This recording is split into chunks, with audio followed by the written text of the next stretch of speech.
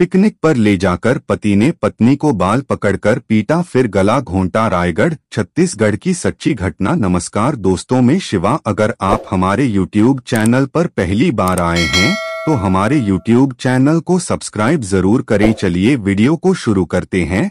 जय कुमार सिदार ने अपने घर वालों को बताए बिना सरस्वती मरांडी से प्रेम विवाह कर तो लिया, लेकिन सामाजिक रूढ़ियों की वजह से उसके घर वाले उसे अपनी बहू के रूप में स्वीकार नहीं कर पाए। इससे बचने के लिए जय कुमार ने जो किया वह छत्तीसगढ़ का रायगढ़ जिला आदिवासी बाहुल्य है। यहाँ का लैलूंगा शहर जिला मुख्यालय से लगभग 85 किलोमीटर की दूरी पर स्थित है। लैलूंगा घोर जनजातीय आदिवासी बाहुल्य विकास खंड है। धीरे धीरे यहाँ का मिश्रित माहौल अपने आप में एक आकर्षण का माहौल पैदा करने लगा है, क्योंकि यहाँ पर अब भले ही बहुतेरे मारवाड़ी, ब्राह्मण, कायस्थ समाज के लोग आकर रच बस रहे हैं, लेकिन आदिवासी सभ्यता और संस्कृति की महक यहाँ आज भी स्वाभाविक रूप से महसूस की जा सकती है। लैलूंगा थाना अंतर्गत एक छोटे से गांव कमरगा में सदाराम सिदार एक सामान्य काश्तकार हैं। वह 2 बेटे और 1 बेटी वाले छोटे से परिवार का बमुश्किल पालन पोषण कर रहे थे। सदाराम का बड़ा बेटा जय कुमार सिदार प्राइमरी तक पढ़ने के बाद पिता के साथ खेतीबाड़ी में हाथ बंटा रहा था। गरीबी और परिवार की दयनीय हालत देख करके एक दिन 21 वर्ष की उम्र में वह अपने एक दोस्त रमेश के साथ छत्तीसगढ़ से सटे झारखंड राज्य के बोकारो शहर में रोजगार के लिए चला गया। जल्द ही जय कुमार को स्थानीय राजू टिम्बर ट्यूनिंग प्लांट में क्लीनर मशीन चलाने का काम मिल गया और जय का मित्र रमेश भी वहीं काम करने लगा। फिर उन्होंने बोकारो के एक मोहल्ले में कमरा किराए पर ले लिया। समय अपनी गति से बीत रहा था कि एक दिन जय और रमेश सुबह घर से अपनी ड्यूटी पर जा रहे थे कि जय को साइकिल के साथ खड़ी एक परेशान सी लड़की दिख गई। जय कुमार और रमेश थोड़ा आगे बढ़े तो जय ने रुककर कहा, यार लगता है इस लड़की को कुछ मदद की जरूरत है। दोनों मुड़कर वापस आए। तब युवती की ओर मुखातिब होकर जय ने कहा, क्या बात है, आप क्यों परेशान खड़ी हो? युवती थोड़ा सकुचाई, फिर बोली, देखो न, साइकिल में पता नहीं क्या हो गया है, आगे ही नहीं बढ़ रही। जय ने कहा, लगता है साइकिल की चैन फंस गई है, किसी मिस्त्री को दिखानी होगी। और नीचे बैठकर वह साइकिल को ठीक करने की असफल कोशिश करने लगा, मगर चैन बुरी तरह फंस गई थी। थोड़ी देर तक प्रयास करने के बाद जय ने रमेश की ओर देखते हुए कहा, चलो इसकी थोड़ी मदद कर देते हैं। इस पर रमेश ने कहा, यार देर हो जाएगी, काम पर न पहुंचे तो प्रसाद जी नाराज हो जाते हैं, तुमको तो पता ही है कि काम पर समय पर पहुंचना बहुत जरूरी है। इस पर सहज रूप से जय सिदार ने कहा, बात तो सही है, ऐसा करते हैं, तुम काम पर चले जाओ और उनसे बता देना कि आज मैं छुट्टी पर रहूंगा, मैं इनकी साइकिल ठीक करा देता हूँ। जय को रमेश आश्चर्य से देखता हुआ ड्यूटी पर चला गया। इधर जय ने युवती की मदद के लिए साइकिल अपने कंधे पर उठा ली और धीरे धीरे साइकिल मिस्त्री के पास पहुंचा। थोड़ी ही देर में मिस्त्री ने साइकिल ठीक कर दी। युवती जय के व्यवहार और हमदर्दी को देखकर बहुत प्रभावित हुई। फिर दोनों ने बातचीत में एक दूसरे का नाम और परिचय पूछा।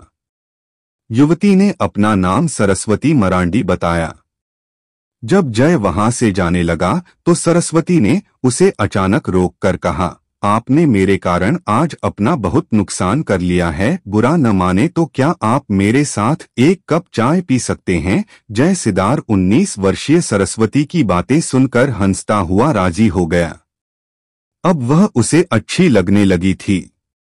मंत्रमुग्ध सा जय उसके साथ एक रेस्टोरेंट में चला गया। बातों बातों में सरस्वती ने उसे बताया कि वह अपने गांव ढांगी करतस, जिला धनबाद की रहने वाली है और यहाँ स्थानीय प्रौढ़ शिक्षा केंद्र में शिक्षिका है। इस बीच जय ने सरस्वती का मोबाइल नंबर ले लिया और अपने बारे में सब कुछ बताता चला गया। अब अक्सर जय सिदार सरस्वती से बातें करता।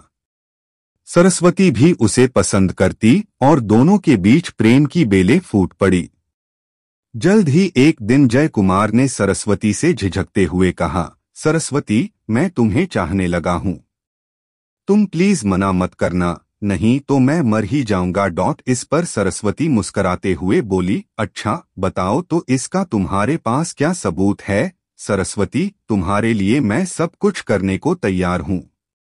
बताओ मुझे क्या करना है? जय सिदार ने हिचकते हुए कहा, मैं तो मजाक कर रही थी, मैं जानती हूं कि तुम मुझे बहुत पसंद करते हो। सरस्वती बोली। यह सुनकर जय की हिम्मत बढ़ गई। वह बोला, और मैं। सरस्वती ने धीरे से कहा, लगता है तुम तो प्यार के खेल में अनाड़ी हो। अरे बुद्धू, अगर कोई लड़की मुस्कराए, बात करे, इसका मतलब तुम नहीं समझते। यह सुनकर जय खुशी से उछल पड़ा। इसके बाद उनका प्यार परवान चढ़ता गया। फिर एक दिन सरस्वती और जय ने एक मंदिर में विवाह कर लिया। सन 2017 से लेकर मार्च 2020 अर्थात कोरोना काल से पहले तक दोनों ही प्रेमपूर्वक झारखंड में एक छत के नीचे रह रहे थे। इस बीच दोनों ने मंदिर में विवाह कर लिया और पति पत्नी के रूप में आनंदपूर्वक रहने लगे। मार्च 2020 में जब कोविड-19 का संक्रमण फैलने लगा तो जय का काम छूट गया। घर में खाली बैठे बैठे जय को अपने गांव और माता पिता की याद आने लगी। एक दिन जय ने सरस्वती से कहा, चलो हम गांव चलते हैं, वहां इस समय रहना ठीक रहेगा, पता नहीं ये हालात कब तक सुधरेंगे। और जहां तक रोजी रोटी का सवाल है तो हम गांव में ही कमा लेंगे।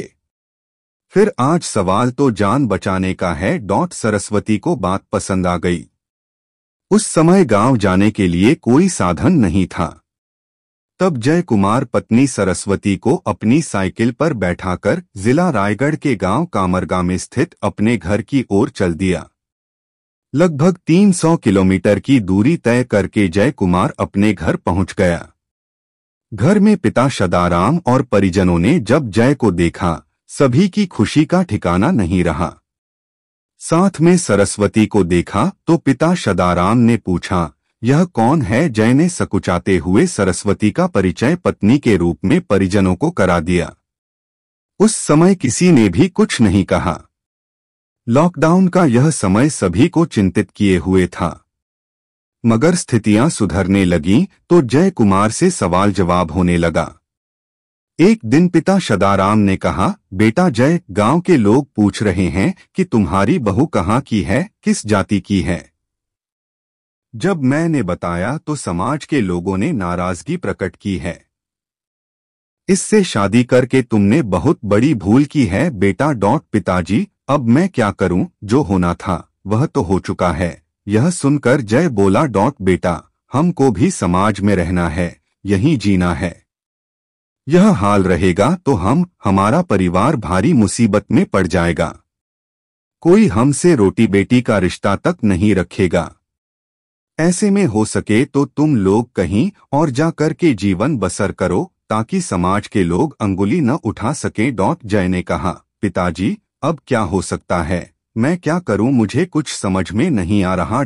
एक दिन एक निकट के परिजन ने जय से कहा, अब देख लो, सोच समझ के कुछ निर्णय लो। वैसे पास के गांव के हमारे परिचित रामसाय ने अपनी बेटी के साथ तुम्हारे विवाह का प्रस्ताव भेजा था।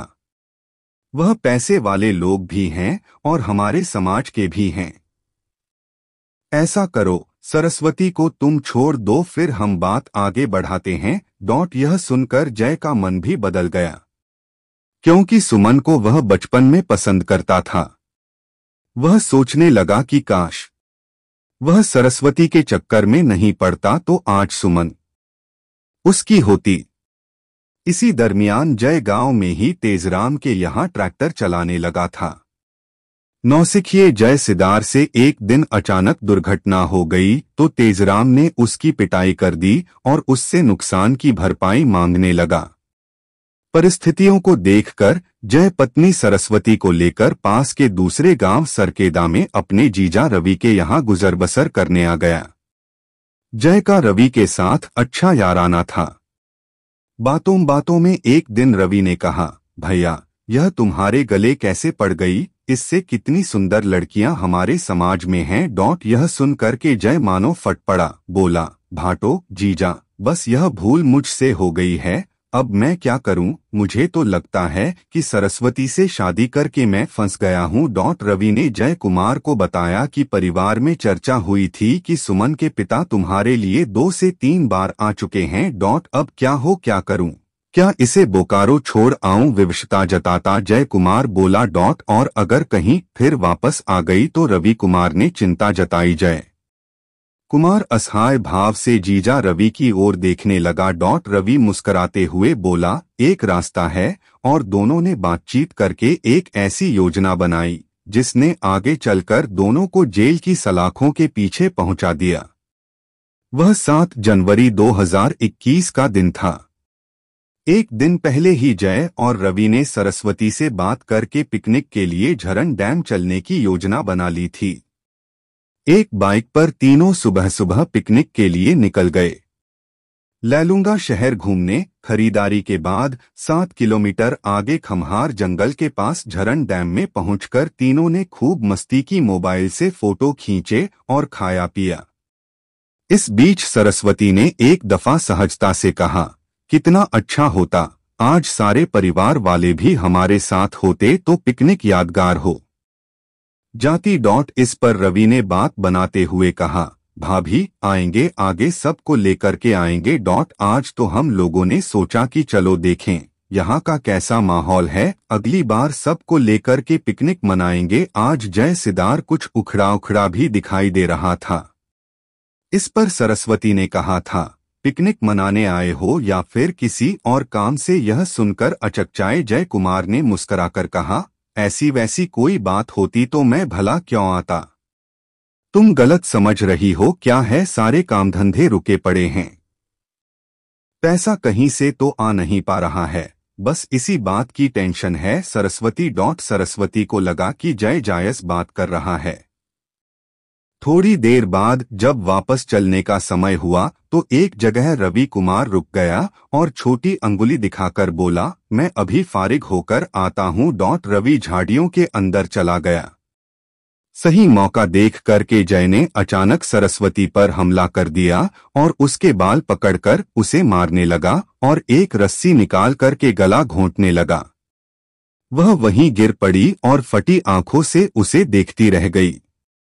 जय आखिरी तक सरस्वती पर प्राणघातक हमला भी करता रहा। इतनी देर में रवि भी दौड़कर आ गया और जय का साथ देने लगा। देखते ही देखते सरस्वती के प्राण पखेरु उड़ गए।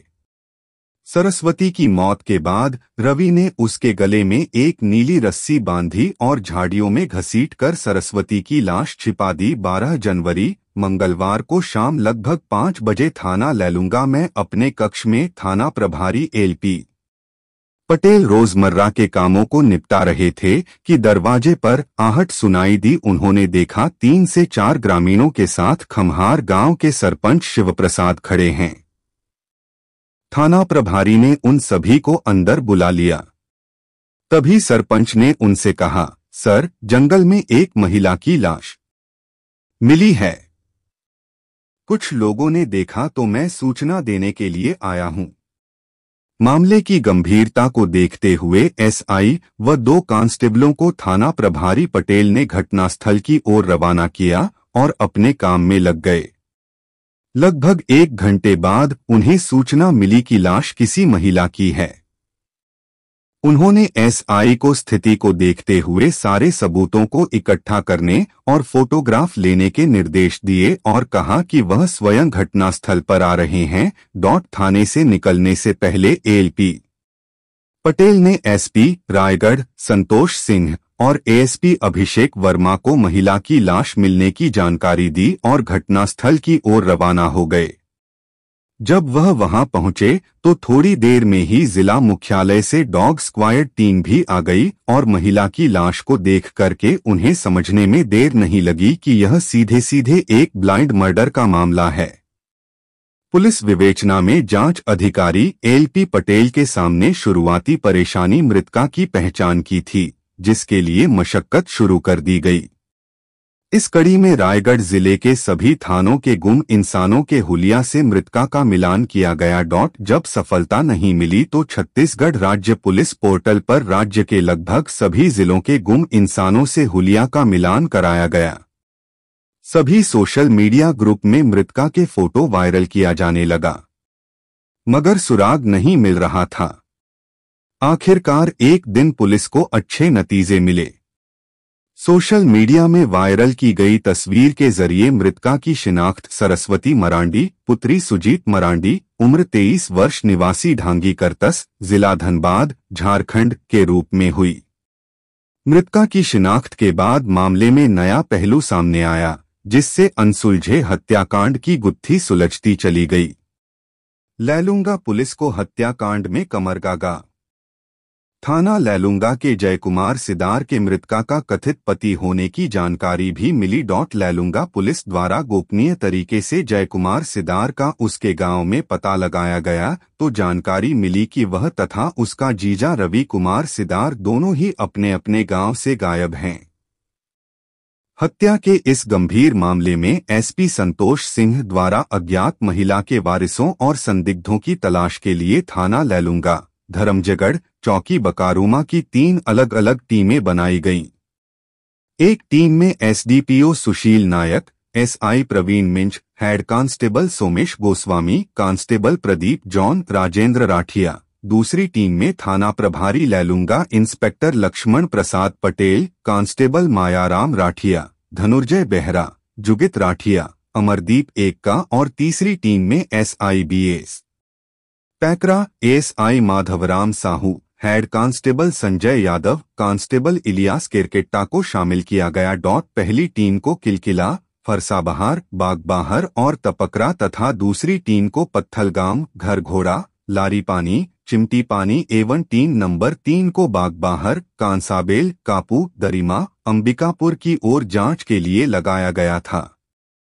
तीनों टीमों के अथक प्रयास पर आरोपियों को जिला जशपुर के गांव रजौरी से 20 जनवरी को हिरासत में लेकर थाने लाया गया। दोनों आरोपी पुलिस से लुकछिप कर रजौरी के जंगल में लकड़ी काटने का काम कर रहे थे।